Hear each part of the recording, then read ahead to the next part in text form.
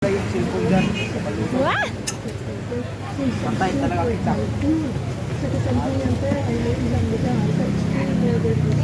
Peritong manok.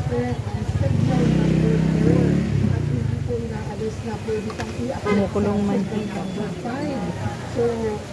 May bagyo lang. Meron nga daw. Kaya siguro mulan kahapon.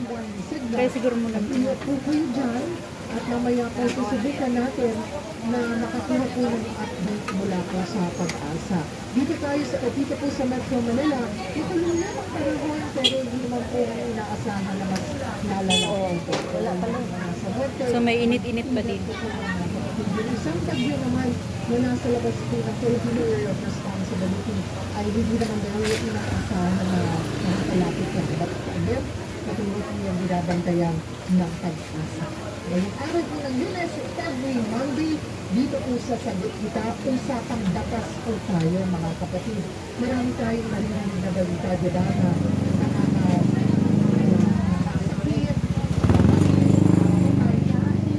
sa mati.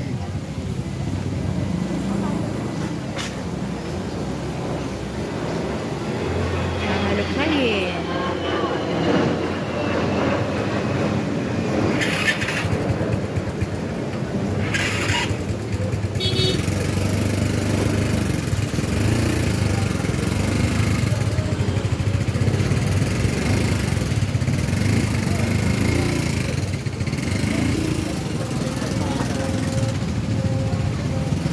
Tapos sa sila sigarilyo yung loto.